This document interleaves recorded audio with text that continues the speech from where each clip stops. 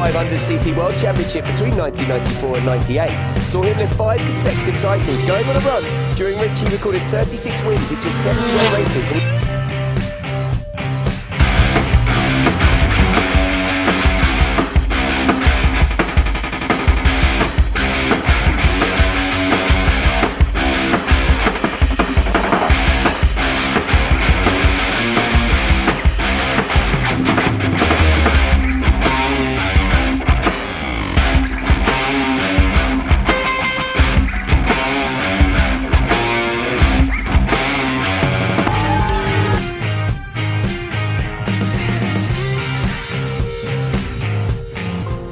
Ladies and gentlemen, salute the 2006 MotoGP World Champion.